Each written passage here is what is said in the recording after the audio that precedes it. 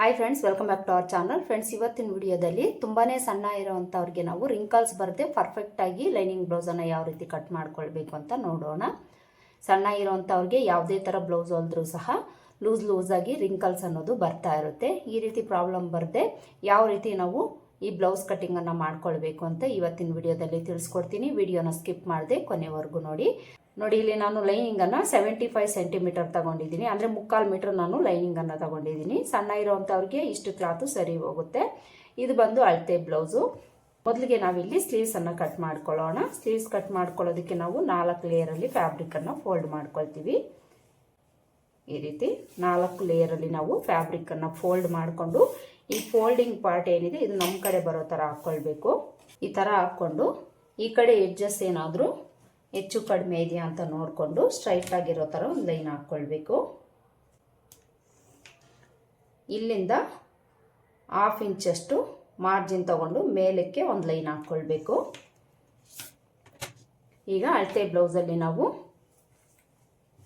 Sleeve length, sleeve loose, armhole ಲೂಸನ್ನು ನೋಡ್ಕೊಳ್ಬೇಕು.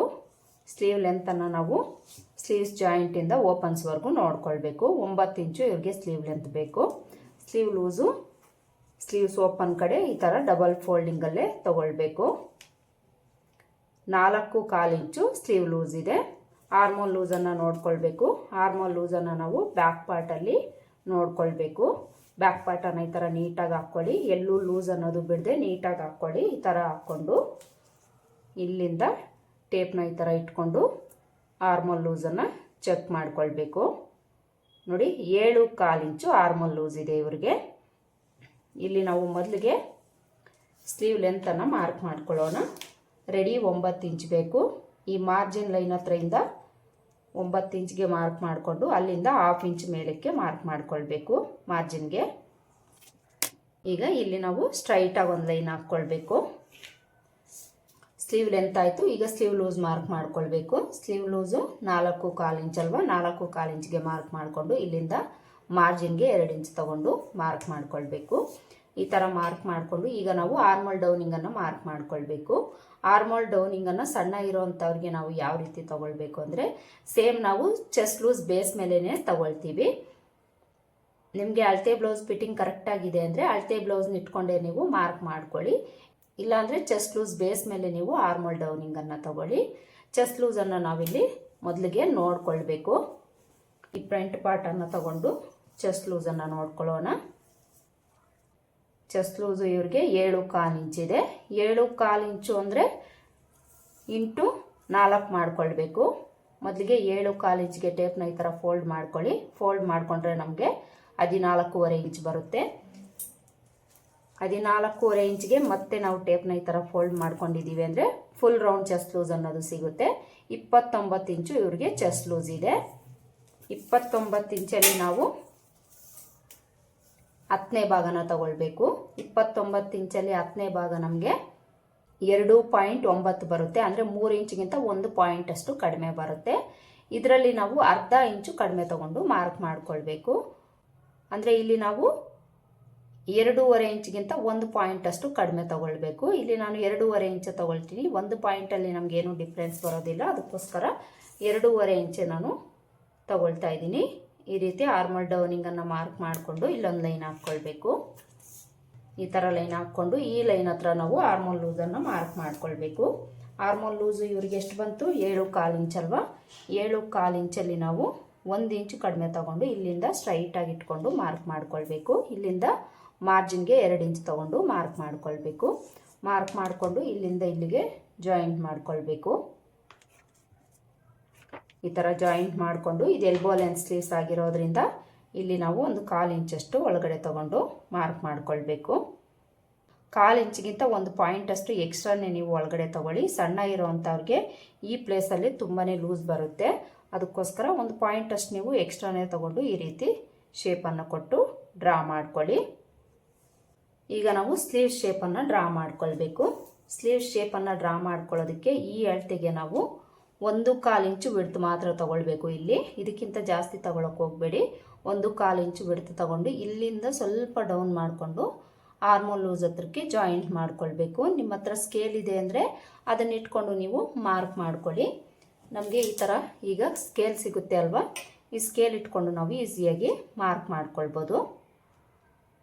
ನೋಡಿ ಈ ಥರ ಇಟ್ಕೊಂಡು ಒಂದು ಶೇಪನ್ನು ಡ್ರಾ ಮಾಡ್ಕೊಳ್ಳಿ. ಇಲ್ಲಿಂದ ಅರ್ಧ ಇಂಚು ಕೆಳಗಡೆಗೆ ಇಟ್ಕೊಂಡು ಫ್ರಂಟ್ ಶೇಪನ್ನು ಮಾರ್ಕ್ ಮಾಡ್ಕೊಳ್ಬೇಕು. ಯಾವುದೇ ಸೈಜ್ಗಾದರೂ ಸಹ ನೀವು ಅರ್ಧ ಇಂಚು ಈ ರೀತಿ ಒಳಗಡೆ ತಗೊಂಡು ಫ್ರಂಟ್ ಶೇಪನ್ನು ಮಾರ್ಕ್ ಮಾಡ್ಕೊಳ್ಬೇಕು. ಇದಿಷ್ಟು ಮಾರ್ಕ್ ಮಾಡಿಕೊಂಡು ಈ ಕಂಕಳ ಕೆಳಗಡೆ ಬಂದಾಗ ಒಂದು 1/4 ಇಂಚಷ್ಟು ಈ ರೀತಿ ಡೌನ್ ಮಾಡ್ಕೊಳ್ಳಿ. ಈ ಪ್ಲೇಸಲ್ಲೂ ಸಹ ಸಣ್ಣ ಇರೋವಂಥವ್ರಿಗೆ ರಿಂಕಲ್ಸ್ ಅನ್ನೋದು ಬರ್ತಾ ಇರುತ್ತೆ. ಅದಕ್ಕೋಸ್ಕರ ಒಂದು 1/4 ಇಂಚಷ್ಟು ಈ ರೀತಿ ಕೆಳಗಡೆಗೆ ಮಾರ್ಕ್ ಮಾಡ್ಕೊಳ್ಳಿ. ಇದಿಷ್ಟು ಸ್ಲೀವ್ಸ್ನ ಮಾರ್ಕಿಂಗು. ಈಗ ಇದನ್ನು ಕಟ್ ಮಾಡ್ಕೊಳ್ಬೇಕು.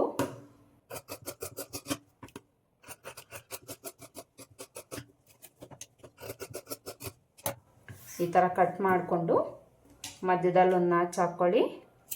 ಆರ್ಮೋಲ್ ಲೂಸ್ ಹತ್ರ ಒಂದು ನಾಚ್ ಹಾಕ್ಕೊಳ್ಳಿ. ಈಗ ಇದನ್ನು ಓಪನ್ ಮಾಡಿಕೊಂಡು 2 ಲೇಯರಲ್ಲಿ ಹಾಕ್ಕೊಂಡು ಫ್ರಂಟ್ ಶೇಪನ್ನು ಕಟ್ ಮಾಡ್ಕೊಳ್ಬೇಕು. ಈ ಪ್ಲೇಸಲ್ಲಿ ಸಣ್ಣ ಇರೋವಂಥವ್ರಿಗೆ ರಿಂಕಲ್ಸ್ ಅನ್ನೋದು ಹೆಚ್ಚಾಗಿ ಬರ್ತಾ ಇರುತ್ತೆ. ತುಂಬ ರಿಂಕಲ್ಸ್ ಬರ್ತಾ ಇದೆ ಅಂದರೆ ಇಲ್ಲಿ ನೀವು 1/2 ಇಂಚ್ಗಿಂತ 1 ಪಾಯಿಂಟ್ ಅಷ್ಟು ಎಕ್ಸ್ಟ್ರಾನೇ ನೀವು ಕಟ್ ಮಾಡಿ ತೆಗಿಬೇಕು. ಕಸ್ಟಮರ್ ಬಂದಾಗ ನೀವು ಕೇಳ್ಕೊಳ್ಬೇಕು ಎಲ್ಲೆಲ್ಲಿ ನಿಮಗೆ ಪ್ರಾಬ್ಲಮ್ ಬರ್ತಾ ಇದೆ ಅಂತ ಕೇಳಿಬಿಟ್ಟು ನೀವು ಈ ಸಣ್ಣ ಸಣ್ಣ ಚೇಂಜಸನ್ನು ಮಾಡಿಕೊಂಡು ನೀವು ಕಟ್ ಮಾಡ್ಕೊಳ್ಬೇಕಾಗುತ್ತೆ. ಸ್ಲೀವ್ಸನ್ನು ಕಟ್ ಮಾಡ್ಕೊಂಡಾಯಿತು. ಈಗ ಬಾಡಿ ಪಾರ್ಟ್ಸ್ ಕಟ್ ಮಾಡ್ಕೊಳ್ಳೋಣ. ಬಾಡಿ ಪಾರ್ಟ್ಸನ್ನು ಕಟ್ ಮಾಡ್ಕೊಳ್ಳೋದಕ್ಕೆ 2 ಲೇಯರಲ್ಲಿ ಫ್ಯಾಬ್ರಿಕನ್ನು ಫೋಲ್ಡ್ ಮಾಡಿಕೊಂಡು ಮೊದಲಿಗೆ ನಾವು ಬ್ಯಾಕ್ ಪಾರ್ಟನ್ನು ಕಟ್ ಮಾಡ್ಕೊಳ್ತೀವಿ. ಬ್ಯಾಕ್ ಪಾರ್ಟನ್ನು ಕಟ್ ಮಾಡ್ಕೊಳ್ಬೇಕಾದ್ರೆ ಈ ಕ್ಲೋಸ್ ಪಾರ್ಟು ನಮ್ಮ ಕಡೆ ಹಾಕ್ಕೊಳ್ಬೇಕು. ಈ ಕಡೆ ಎಡ್ಜಸ್ಸು ಹೆಚ್ಚು ಕಡಿಮೆ ಇದ್ದರೆ ನೋಡ್ಕೊಳ್ಬೇಕು. ಇಲ್ಲಿ ನನಗೆ ಸ್ವಲ್ಪ ಹೆಚ್ಚು ಕಡಿಮೆ ಇದೆ, ಇಲ್ಲೊಂದು ಲೈನ್ ಹಾಕ್ಕೊಳ್ತೀನಿ. ಈಗ ನಾವು ಮೊದಲಿಗೆ ಬ್ಲೌಸ್ ಲೆಂತನ್ನು ಮಾರ್ಕ್ ಮಾಡ್ಕೊಳ್ಬೇಕು. ಅಳತೆ ಬ್ಲೌಸ್ ತಗೊಳ್ಳೋಣ. ಅಳತೆ ಬ್ಲೌಸನ್ನು ತಗೊಂಡು ಬ್ಲೌಸ್ ಲೆಂತು ಎಷ್ಟಿದೆ ಅಂತ ಈ ಬ್ಯಾಕ್ ಪಾರ್ಟಲ್ಲಿ ನೋಡ್ಕೊಳ್ಬೇಕು.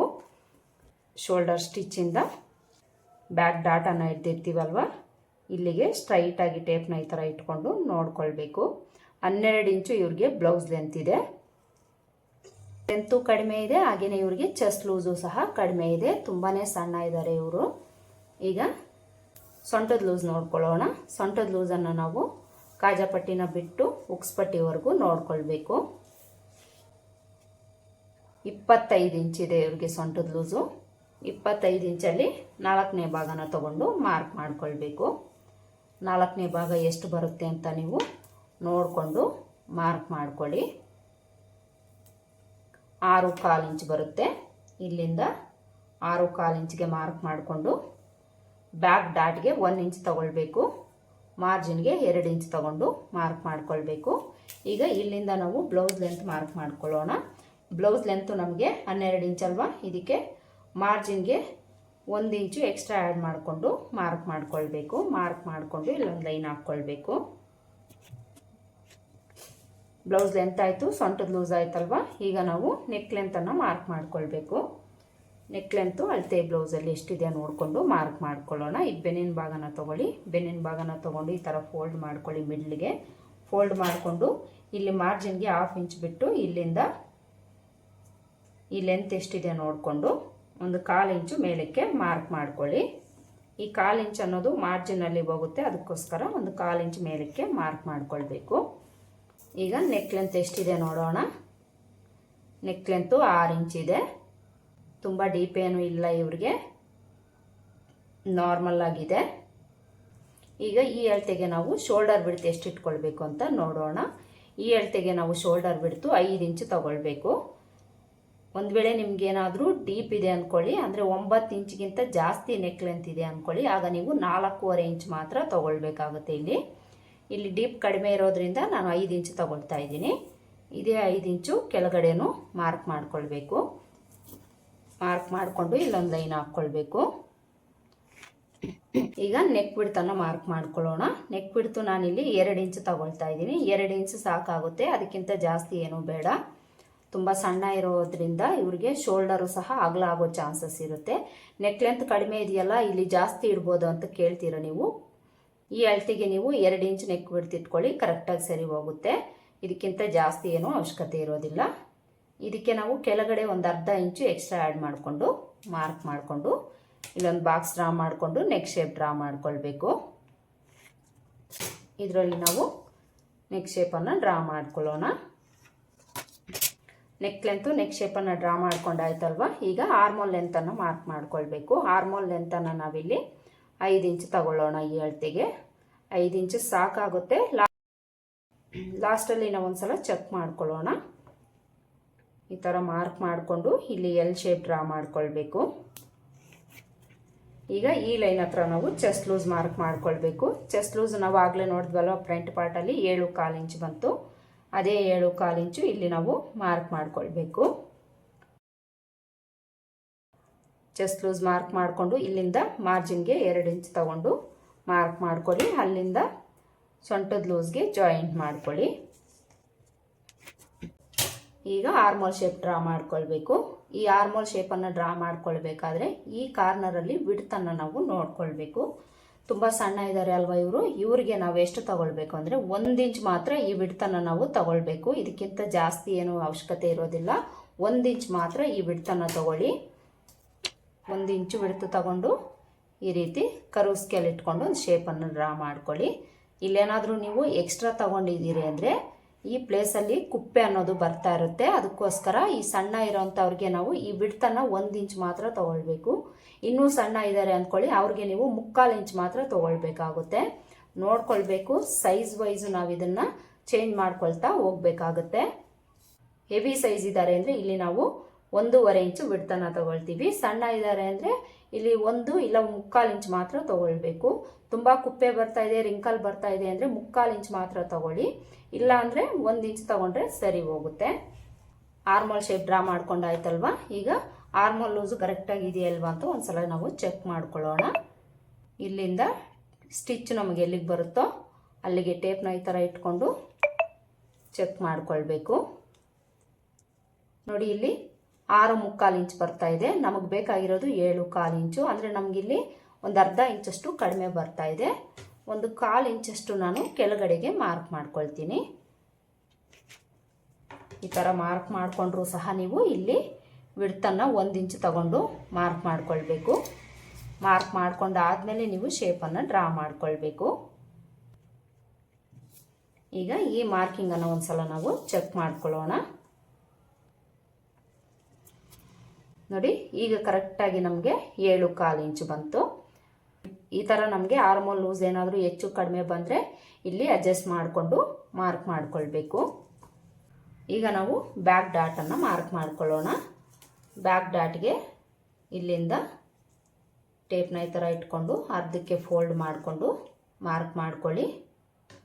ಮಾರ್ಕ್ ಮಾಡಿಕೊಂಡು ಇಲ್ಲಿ ಸ್ಟ್ರೈಟಾಗಿ ಒಂದು ಲೈನ್ ಹಾಕ್ಕೊಂಡು ಡಾಟ್ ಲೆಂತನ್ನು ಒಂದು 3.25 ಇಂಚ್ ತಗೊಳ್ಳಿ. ಕರೆಕ್ಟಾಗಿ ಸರಿ ಹೋಗುತ್ತೆ. ವಿಡ್ತು ಈ ಕಡೆ ಅರ್ಧ ಇಂಚು, ಈ ಕಡೆ ಅರ್ಧ ಇಂಚು ತಗೊಂಡು ಮಾರ್ಕ್ ಮಾಡ್ಕೊಳ್ಳಿ. ಈ ಡಾಟ್ ಹತ್ರಿಂದ ಸೈಡ್ಗೆ ಒಂದು ಅರ್ಧ ಇಂಚಷ್ಟು ಮೇಲಕ್ಕೆ ಮಾರ್ಕ್ ಮಾಡ್ಕೊಳ್ಬೇಕು. ಹಾಗೆಯೇ ನೆಕ್ ಹತ್ರ 1/4 ಇಂಚು ಡೌನ್ ಮಾಡ್ಕೊಳ್ಬೇಕು. ಇವೆರಡನ್ನೂ ಸಹ ನಾವು ಯಾವುದೇ ಬ್ಲೌಸಲ್ಲಾದರೂ ಫಾಲೋ ಮಾಡಬೇಕಾಗುತ್ತೆ. ನಡಿದಿಷ್ಟು ಬ್ಯಾಕ್ ಪಾರ್ಟ್ನ ಮಾರ್ಕಿಂಗ್ ಆಯಿತು. ಈಗ ಇದನ್ನು ಕಟ್ ಮಾಡ್ಕೊಳ್ಬೇಕು.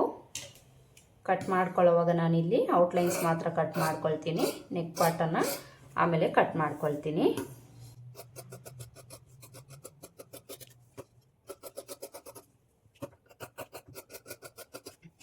ಈ ಥರ ಬ್ಯಾಕ್ ಪಾರ್ಟನ್ನು ಕಟ್ ಮಾಡಿಕೊಂಡು ಡಾಟ್ ಹತ್ರ ಒಂದು ನಾಚ್ ಹಾಕ್ಕೊಳ್ಳಿ. ಚೆಸ್ಟ್ ಲೂಸ್ ಹತ್ರ ಒಂದು ನಾಚ್ ಹಾಕ್ಕೊಳ್ಳಿ. ಹಾಗೆಯೇ ನೆಕ್ ವಿಡ್ತ್ ಹತ್ರ ಒಂದು ನಾಚ್ ಹಾಕ್ಕೊಳ್ಳಿ. ಈಗ ನಾವು ಫ್ರಂಟ್ ಪಾರ್ಟನ್ನು ಕಟ್ ಮಾಡ್ಕೊಳ್ಳೋಣ. ನೋಡಿ ಫ್ರಂಟ್ ಪಾರ್ಟ್ಗೆ ಈ ಓಪನ್ ಪಾರ್ಟನ್ನು ನಮ್ಮ ಕಡೆ ಹಾಕ್ಕೊಳ್ಬೇಕು. ಈ ಥರ ಹಾಕ್ಕೊಂಡು ಈ ಕಡೆ ಎಡ್ಜಲ್ಲಿ ಹೆಚ್ಚು ಕಡಿಮೆ ಏನಾದರೂ ಇದ್ದರೆ ಒಂದು ಲೈನ್ ಹಾಕ್ಕೊಂಡು ಅಲ್ಲಿಂದ 1/2 ಇಂಚ್ ಮಾರ್ಜಿನ್ಗೆ ಒಂದು ಲೈನನ್ನು ಹಾಕ್ಕೊಳ್ಳಿ. ಶೋಲ್ಡರ್ ಕಡೆ ಸ್ಟ್ರೈಟ್ ಆಗಿರೋ ಥರ ಒಂದು ಲೈನ್ ಹಾಕ್ಕೊಳ್ಳಿ. ಈ ಥರ ಹಾಕ್ಕೊಂಡು ಈಗ ನಾವು ಬ್ಯಾಕ್ ಪಾರ್ಟನ್ನು ತೊಗೊಳ್ಬೇಕು. ಬ್ಯಾಕ್ ಪಾರ್ಟನ್ನು ತೊಗೊಂಡು ಇಲ್ಲಿ ಮಾರ್ಜಿನನ್ನು ಬಿಟ್ಟು ಶೋಲ್ಡರ್ ಲೈನ್ ಹತ್ರ ಕರೆಕ್ಟಾಗಿ ಇಟ್ಕೊಂಡು ಈ ರೀತಿ ಇಟ್ಕೊಳ್ಬೇಕು. ಈ ಥರ ಇಟ್ಕೊಂಡು ಬ್ಯಾಕ್ ಪಾರ್ಟ್ ಯಾವ ಥರ ಇದೆ ಅದೇ ಥರ ಸುತ್ತಲೂ ಮಾರ್ಕ್ ಮಾಡ್ಕೊಳ್ಬೇಕು. ಸುತ್ತಲೂ ಮಾರ್ಕ್ ಮಾಡಿಕೊಂಡು ನೆಕ್ ವಿಡ್ತ್ ಎಲ್ಲಿಗಿರುತ್ತೋ ಅಲ್ಲಿಗೆ ಮಾರ್ಕ್ ಮಾಡ್ಕೊಳ್ಳಿ. ಚೆಸ್ಟ್ ಲೂಸ್ ಎಲ್ಲಿಗಿರುತ್ತೋ ಅಲ್ಲಿಗೆ ಮಾರ್ಕ್ ಮಾಡಿಕೊಂಡು ಬ್ಯಾಕ್ ಪಾರ್ಟನ್ನು ತೆಗೆದುಬಿಡಿ. ಬ್ಯಾಕ್ ಪಾರ್ಟನ್ನು ತೆಗೆದುಬಿಟ್ಟು ಮೊದಲಿಗೆ ನಾವು ಫ್ರಂಟ್ ಆರ್ಮೋಲ್ ಶೇಪನ್ನು ಮಾರ್ಕ್ ಮಾಡ್ಕೊಳ್ಳೋಣ. ಫ್ರಂಟ್ ಆರ್ಮೋಲ್ ಶೇಪ್ ಡ್ರಾ ಮಾಡ್ಕೊಳ್ಳೋದಕ್ಕೆ ನಾವು ಬ್ಯಾಕ್ ಪಾರ್ಟಲ್ಲಿ ಎಲ್ ಶೇಪ್ ಡ್ರಾ ಮಾಡ್ಕೊಂಡಿದ್ದೀವಿ ಅಲ್ವಾ, ಅದೇ ಥರ ಇಲ್ಲೂ ಸಹ ಮಾರ್ಕ್ ಮಾಡ್ಕೊಳ್ಬೇಕು. ವಿಡ್ತು ಲೆಂತನ್ನು ನೋಡಿಕೊಂಡು ಮಾರ್ಕ್ ಮಾಡ್ಕೊಳ್ಳಿ. ಮಾಡಿಕೊಂಡು ಇಲ್ಲಿ ನಾವು ಒಂದು 1/4 ಇಂಚಷ್ಟು ಒಳಗಡೆ ತಗೊಳ್ಳೋಣ. ಈ ಸಣ್ಣ ಇರುವಂಥವ್ರಿಗೆ ಈ ಪ್ಲೇಸಲ್ಲಿ ಕುಪ್ಪೆ ಥರ ಬರ್ತಾ ಇರುತ್ತೆ. ಈ ರೀತಿ ಬರಬಾರ್ದು ಅಂದರೆ ಇಲ್ಲಿ ನಾವು ಒಂದು 1/4 ಇಂಚಷ್ಟು ಈ ರೀತಿ ಒಳಗಡೆ ತಗೊಂಡು ಈ ರೀತಿ ಕ್ರಾಸಾಗಿ ಮಾರ್ಕ್ ಮಾಡ್ಕೊಳ್ಬೇಕು.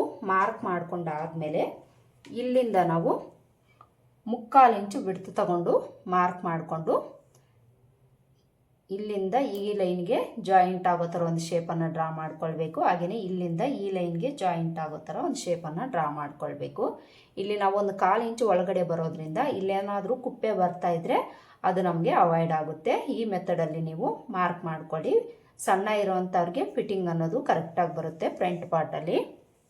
ಈಗ ನಾವು ಫ್ರಂಟ್ ಲೆಂತು ನೆಕ್ ಲೆಂತನ್ನು ಮಾರ್ಕ್ ಮಾಡ್ಕೊಳ್ಬೇಕು. ಈ ಫ್ರಂಟ್ ಲೆಂತು ನೆಕ್ ಲೆಂತನ್ನು ನಾವು ಅಳತೆ ಬ್ಲೌಸಲ್ಲಿ ಎಷ್ಟಿದೆ ನೋಡಿಕೊಂಡು ಮಾರ್ಕ್ ಮಾಡ್ಕೊಳ್ಳೋಣ.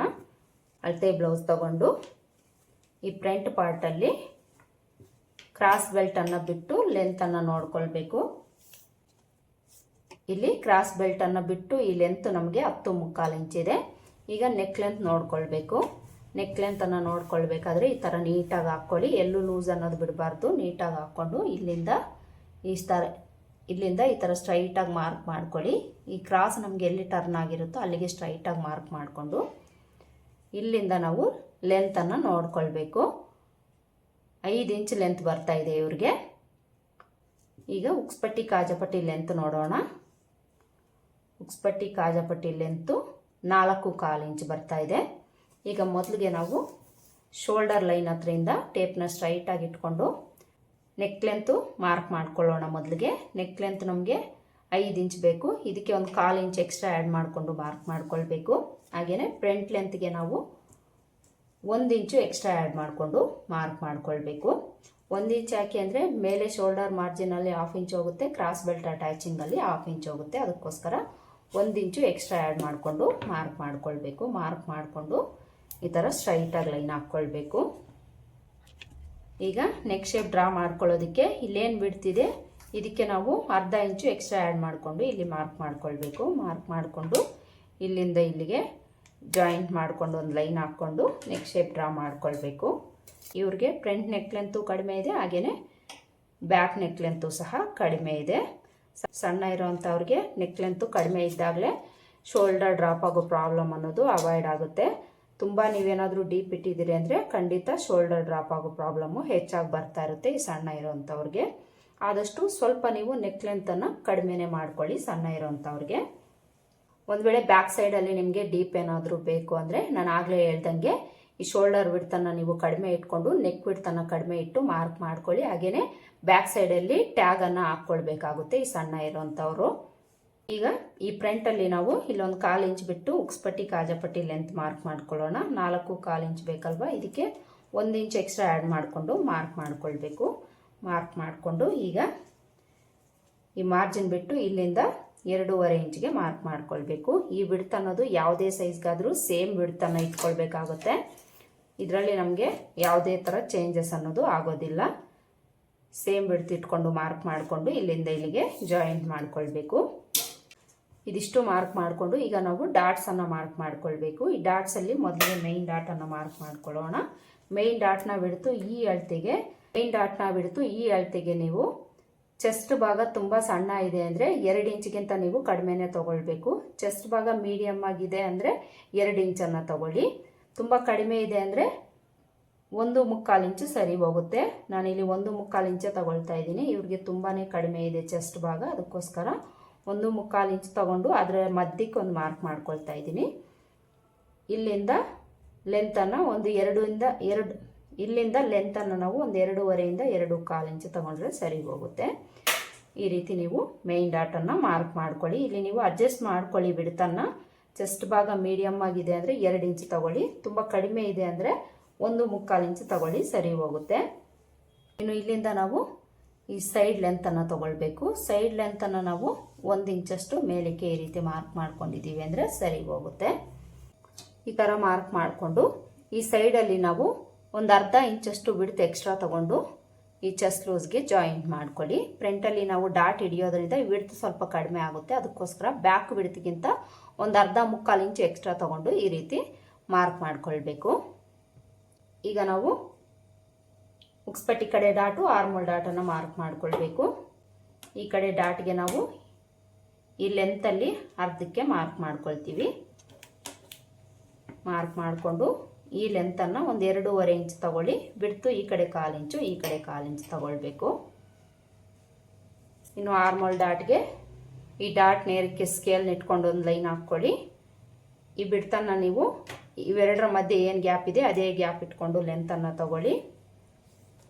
ಬಿಡ್ತು ಈ ಕಡೆ 1/4 ಇಂಚ್ ತಗೊಳ್ಬೇಕು, ಈ ಕಡೆ 1/4 ಇಂಚ್ ತಗೊಳ್ಬೇಕು. ನೋಡಿ, ಇಲ್ಲಿ ನಾವು ಫ್ರಂಟ್ ಪಾರ್ಟ್ಗೆ ಮಾರ್ಕ್ ಮಾಡ್ಕೊಂಡಾಯ್ತು. ಈಗ ಕ್ರಾಸ್ ಬೆಲ್ಟ್ಗೆ ಮಾರ್ಕ್ ಮಾಡ್ಕೊಳ್ಬೇಕು. ಕ್ರಾಸ್ ಬೆಲ್ಟ್ಗೆ ನಾವು ಲೆಂತನ್ನು ನೋಡ್ಕೊಳ್ಬೇಕು. ಅಳತೆ ಬ್ಲೌಸಲ್ಲಿ ಅಳತೆ ಬ್ಲೌಸ್ ತಗೊಂಡು ಮೊದಲಿಗೆ ಉಕ್ಸ್ಪಟ್ಟಿ ಕಡೆ ನೋಡೋಣ. 2.5 ಇಂಚ್ ಇದೆ, ಈ ಕಡೆ 2 ಇಂಚ್ ಇದೆ. ಇಲ್ಲಿ ನಾವು ಉಕ್ಸ್ಪಟ್ಟಿ ಕಡೆಗೆ ಮಾರ್ಕ್ ಮಾಡ್ಕೊಳ್ಳೋಣ. 2.5 ಇಂಚ್ ರೆಡಿ ಬೇಕು ಅಂದರೆ ಇದಕ್ಕೆ ನಾವು 1 ಇಂಚು ಎಕ್ಸ್ಟ್ರಾ ಆ್ಯಡ್ ಮಾಡಿಕೊಂಡು ಮಾರ್ಕ್ ಮಾಡ್ಕೊಳ್ಬೇಕು. ಮಾರ್ಕ್ ಮಾಡಿಕೊಂಡು ಇಲ್ಲೊಂದು ಲೈನ್ ಹಾಕ್ಕೊಳ್ಬೇಕು. ಈಗ ಈ ಡಾಟ್ ಕೆಳಗಡೆ ಶೇಪ್ಗೆ ಈ ಲೆಂತಲ್ಲಿ ನಾವು ಒಂದು 3/4 ಇಂಚು ಕಡಿಮೆ ತಗೊಂಡು ಮಾರ್ಕ್ ಮಾಡ್ಕೊಳ್ಬೇಕು. ಈ ಸೈಡಲ್ಲಿ ರೆಡಿ ಎಷ್ಟು ಬೇಕೋ ಅದಕ್ಕೆ 1 ಇಂಚು ಎಕ್ಸ್ಟ್ರಾ ತಗೊಂಡು ಮಾರ್ಕ್ ಮಾಡ್ಕೊಳ್ಬೇಕು. ಮಾರ್ಕ್ ಮಾಡಿಕೊಂಡು ಈ ಮಾರ್ಕಿಂಗ್ಸ್ನೆಲ್ಲ ಜಾಯಿಂಟ್ ಮಾಡ್ಕೊಳ್ಬೇಕು. ಲೆಂತ್ ಆಯ್ತಲ್ವ, ಈಗ ವಿಡ್ತ್ ಮಾರ್ಕ್ ಮಾಡ್ಕೊಳ್ಬೇಕು. ಈ ವಿಡ್ತನ್ನು ಬ್ಯಾಕ್ ಪಾರ್ಟ್ ವಿಡ್ತ್ ಎಷ್ಟಿದೆ ಅಷ್ಟು ತಗೊಂಡಿದ್ದೀವಿ ಅಂದರೆ ಕರೆಕ್ಟಾಗಿ ಸರಿ ಹೋಗುತ್ತೆ. ಇಲ್ಲಿ ನಾವು ಕ್ರಾಸ್ ಬೆಲ್ಟ್ಗೂ ಸಹ ಮಾರ್ಕ್ ಮಾಡ್ಕೊಂಡಾಯಿತು. ಇದಿಷ್ಟು ಮಾರ್ಕ್ ಮಾಡಿಕೊಂಡು ಈಗ ಇದನ್ನು ಕಟ್ ಮಾಡ್ಕೊಳ್ಬೇಕು.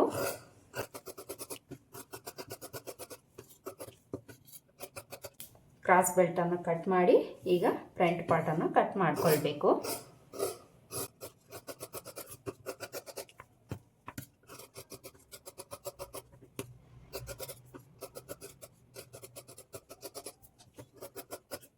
ನೋಡಿ, ಫ್ರಂಟ್ ಪಾರ್ಟನ್ನು ಈ ಥರ ಕಟ್ ಮಾಡಿಕೊಂಡು ಡಾಟ್ಸ್ ಮಾರ್ಕ್ ಮಾಡ್ಕೊಂಡಿರೋ ಹತ್ರ ನಾಚ್ ಹಾಕ್ಕೊಳ್ಬೇಕು. ಈಗ ಫ್ರಂಟಲ್ಲೂ ಸಹ ನಾವು ಈ ನೆಕ್ ಪಾರ್ಟ್ ಕಡೆ 1/4 ಇಂಚು ಡೌನ್ ಮಾಡ್ಕೊಳ್ಬೇಕು. ಯಾವುದೇ ಬ್ಲೌಸಲ್ಲಾದರೂ ಇದನ್ನು ನಾವು ಕಟ್ ಮಾಡ್ಕೊಳ್ಬೇಕಾಗುತ್ತೆ. ಹಾಗೆಯೇ ಫ್ರಂಟಲ್ಲಿ ಉಕ್ಸ್ಪಟ್ಟಿ ಕಾಜಾಪಟ್ಟಿ ಹತ್ರ 1/4 ಇಂಚು ಬಿಟ್ಟು ಉಳಿದಿರೋದನ್ನು ಇಲ್ಲಿಂದ ಇಷ್ಟರಲ್ಲೇ ಕಟ್ ಮಾಡ್ಕೊಳ್ಬೇಕು. ಇಲ್ಲಿ ನಾನು ನಿಮಗೆ ಫ್ರಂಟ್ ಪಾರ್ಟಲ್ಲಿ ಯಾವೆಲ್ಲ ಟಿಪ್ಸನ್ನು ಫಾಲೋ ಮಾಡಿ ಕಟ್ ಮಾಡ್ಕೊಳ್ಬೇಕು ಅಂತ ತೋರಿಸಿದ್ದೀನಿ. ಕ್ರಾಸ್ ಬೆಲ್ಟ್ ಕಟ್ ಮಾಡಿ ತೋರಿಸಿದ್ದೀನಿ. ಹಾಗೆಯೇ ಸ್ಲೀವ್ಸನ್ನು ಬ್ಯಾಕ್ ಪಾರ್ಟನ್ನು ಸಹ ಕಟ್ ಮಾಡಿ ತೋರಿಸಿದ್ದೀನಿ. ಈ ಥರ ಲೈನಿಂಗನ್ನು ಕಟ್ ಮಾಡಿಕೊಂಡು ಇದನ್ನು ಮೇನ್ ಫ್ಯಾಬ್ರಿಕ್ ಮೇಲೆ ಇಟ್ಕೊಂಡು ಸುತ್ತಲೂ ಒಂದು 1/2 ಇಂಚು ಎಕ್ಸ್ಟ್ರಾ ಕ್ಲಾತ್ ಇರೋ ಥರ ಮೇನ್ ಫ್ಯಾಬ್ರಿಕನ್ನು ಕಟ್ ಮಾಡ್ಕೊಳ್ಳಿ. ನೋಡಿದ್ರಲ್ಲ, ಇವತ್ತಿನ ವಿಡಿಯೋದಲ್ಲಿ ತುಂಬಾ ಸಣ್ಣ ಇರೋವಂಥವ್ರಿಗೆ ಕುಪ್ಪೆ ಬರದೆ, ರಿಂಕಲ್ಸ್ ಅನ್ನೋದು ಬರದೆ ಪರ್ಫೆಕ್ಟ್ ಫಿಟ್ಟಿಂಗ್ ಬರಬೇಕಾದ್ರೆ ನಾವು ಬ್ಲೌಸ್ ಕಟ್ಟಿಂಗಲ್ಲಿ ಯಾವೆಲ್ಲ ಟಿಪ್ಸನ್ನು ಫಾಲೋ ಮಾಡಿ ಕಟ್ ಮಾಡ್ಕೊಳ್ಬೇಕು ಅಂತ ಹೇಳ್ಕೊಟ್ಟಿದ್ದೀನಿ. ಐ ಹೋಪ್ ಈ ವಿಡಿಯೋ ನಿಮ್ಗೆ ಹೆಲ್ಪ್ ಆಗಿದೆ ಅಂತ ಅಂದ್ಕೊಳ್ತೀನಿ. ಹೆಲ್ಪ್ ಆಗಿದೆ ಅಂತ ಅನಿಸಿದ್ರೆ ವಿಡಿಯೋಗೆ ಒಂದು ಲೈಕ್ ಕೊಡೋದನ್ನು ಮರಿಬೇಡಿ. ಮತ್ತೆ ಸಿಗೋಣ ಮತ್ತೊಂದು ವಿಡಿಯೋದಲ್ಲಿ. ಅಲ್ಲಿವರೆಗೂ ನಮಸ್ಕಾರ. Thanks for watching.